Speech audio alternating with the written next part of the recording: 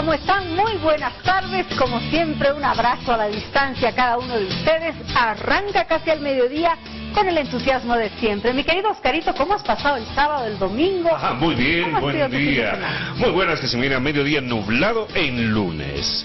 Pero el entusiasmo al 100% para empezar esta última semana de marzo. ¿Cómo huele el tiempo? No puedo creer que estamos en la última semana de marzo, Oscarito.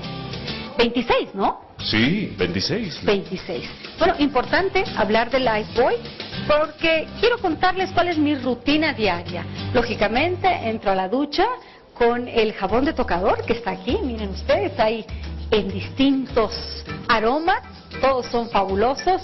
Y no me olvido de tener también a la mano en el baño la crema bacteriana, también contra las bacterias, el jabón de la crema bacteriana, hay en 2 colores. Y por último, por favor, no se olviden del gel. 99.99% para eliminar todas las bacterias. Antes de comer, es importante tener las manos limpias y libres de bacterias. Para ello, yo uso alcohol antibacterial Lifebuoy, que mata el 99.99% de las bacterias y me protege la piel con su compuesto de vitamina E. Pruébenlo, se lo recomiendo. Además, Lifebuoy tiene una línea de jabones especializados, tanto en barra como en líquidos.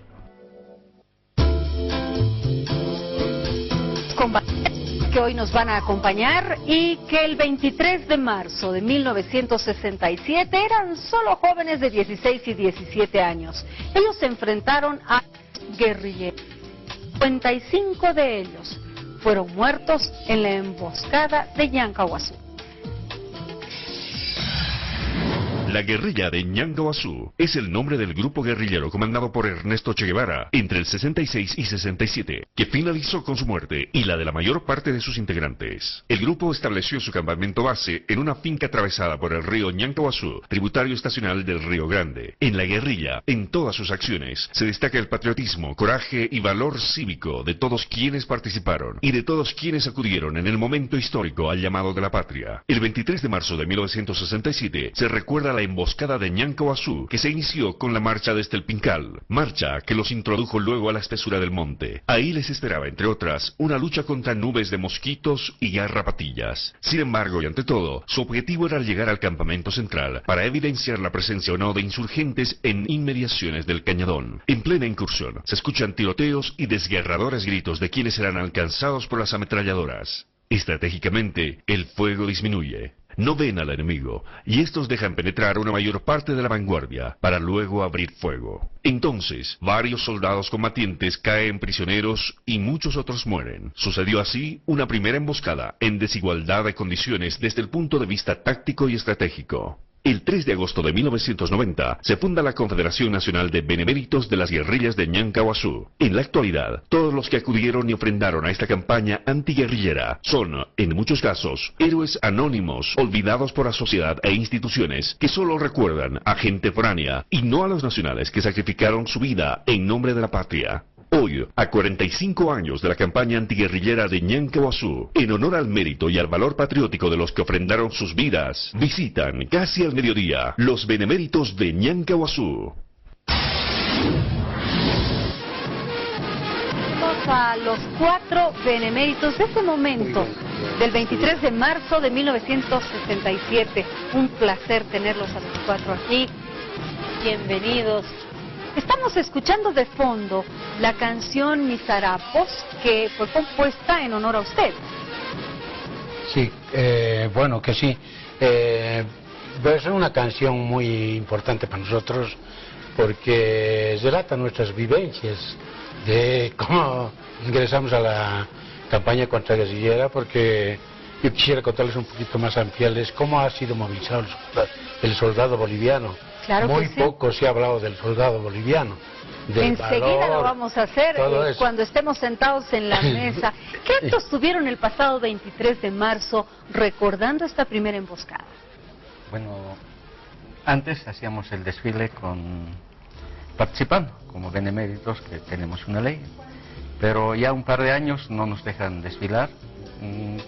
No sé los motivos, pero son instrucciones, creo, desde arriba. no sé si algo tiene que ver la política, pero nos dicen mejor no desfilen. Y bueno, ahí tenemos que recordar con una misa a los caídos en campaña.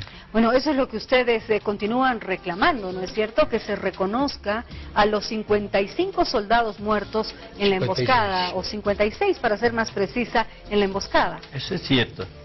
En realidad nosotros nunca vamos a olvidar ese pasaje de la historia. Sentimos por esa primera emboscada en la que murieron soldados que sin saber leer ni escribir, con 2 meses y medio de instrucción militar, con fusiles Mauser, lo que dice el diario de don Ernesto Che Guevara, que han decomisado 17 fusiles Mauser, una UCI, etc. Pero el tiempo de instrucción con las que nos han movilizado en esa oportunidad, pues ellos han pasado la primera experiencia sin saber leer ni escribir, repito, ¿no? ¿Por qué? Porque en realidad nos ordenaron. El Congreso Nacional manifestó y dijo que se haga cargo el ejército boliviano. Nuestras Fuerzas Armadas pues han cumplido y nosotros sí creo que hemos cumplido nuestro deber. Y don Basilio, ¿qué edad tenía usted cuando fue a Ñancahuazú, cuando fue a esa primera emboscada? Sí, cabalmente, jóvenes de 17 años que estábamos y hemos ido una obligación a cumplir y a servir a la patria como soldados bolivianos para defender la soberanía de nuestra patria. Eso ha sido nuestro fin, pero porque órdenes se cumple, como decían los del ejército, y la patria necesita hemos ido a cumplir para recabar nuestros libretos de servicio militar. Muy bien. Nosotros hacemos una pausa y luego de ella vamos a ampliar cada detalle de esa experiencia que han tenido en ese Stone, estos jóvenes de 16 y 17 años, suscitada el 23 de marzo de 1967. Enseguida volvemos.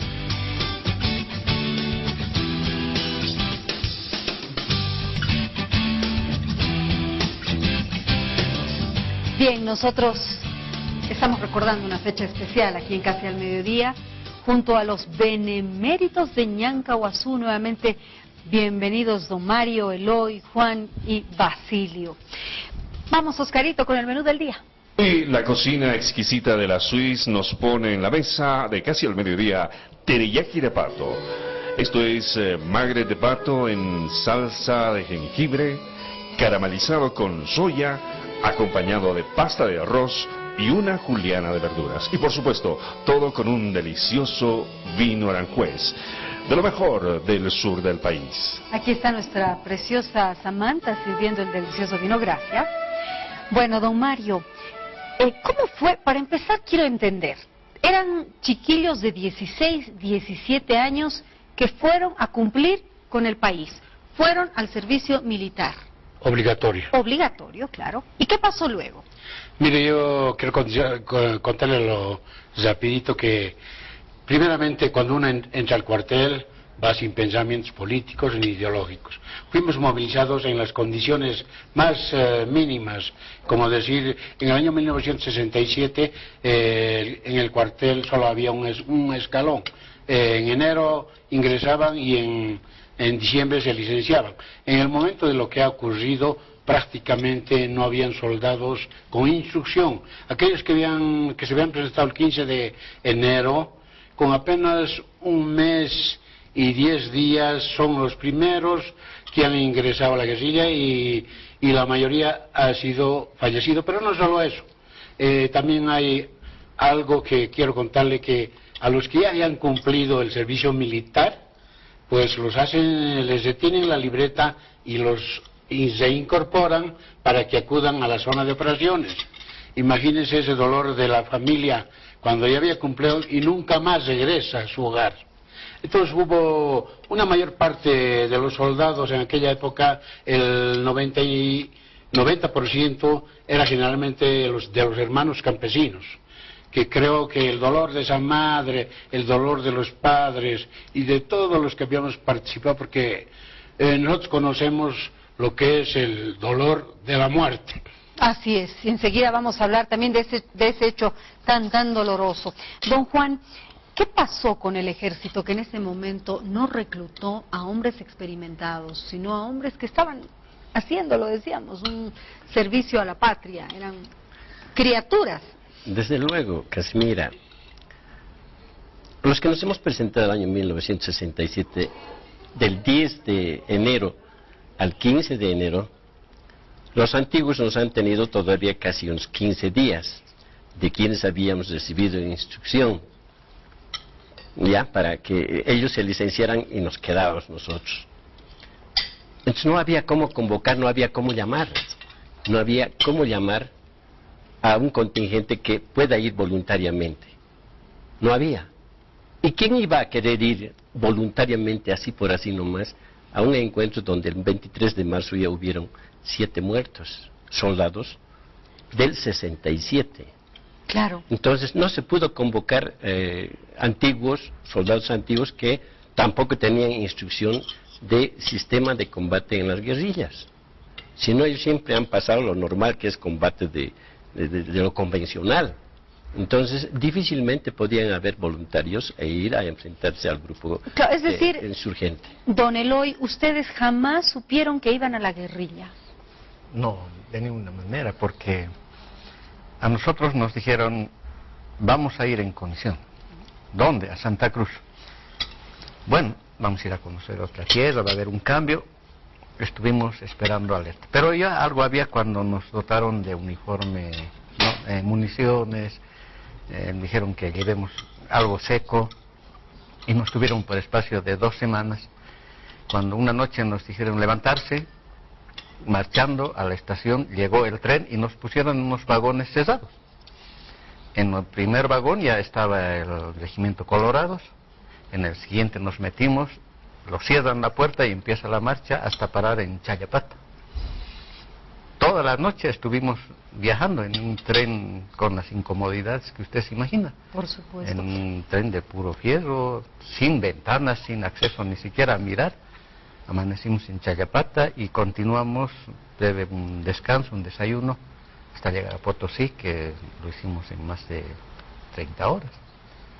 Y de Potosí siguió la marcha hasta Sucre.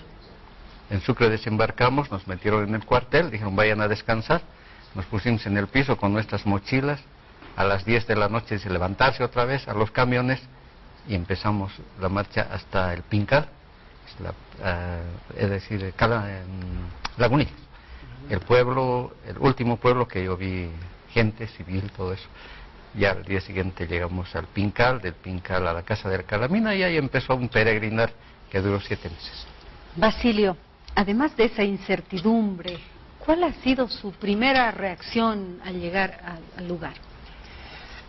Sí, cabalmente. Era un decepcionante, una calor tremendo que nosotros no conocíamos, la calor, y así llegamos totalmente a deshechos, y que ahí nos fui y nos dieron unos papeles para que hagamos las cartas para sus familiares, y nos dieron unos señas a las manos con unos plomitos con cadena para que nuestros nombres estén cualquiera manera.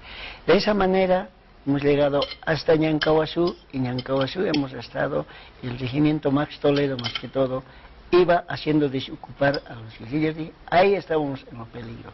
Cada noche y de día salíamos de patrulla